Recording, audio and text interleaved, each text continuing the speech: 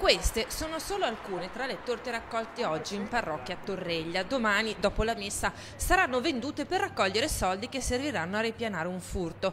Già, perché una settimana fa qualcuno è entrato qui dentro al Teatro La Perla, poco lontano dalla chiesa, e ha rubato una busta. Dentro c'erano 3.200 euro che servivano per pagare i 7 insegnanti che insegnano musica ai bambini.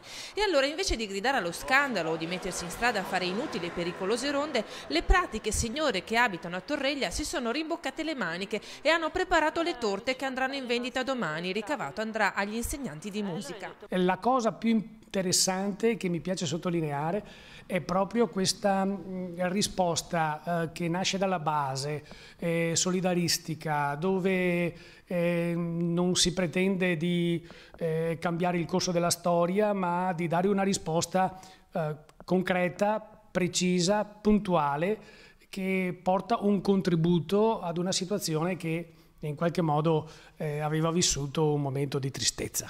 Le mamme che hanno preparato questi dolci non ci tengono a finire in TV. Loro in fondo devono solo risolvere un problema, quello dei soldi per i maestri di musica. Ad arrestare i predoni ci penseranno i carabinieri, le discussioni sulle ronde le lasciano i politici. Loro sono mamme e hanno cose molto più importanti a cui pensare.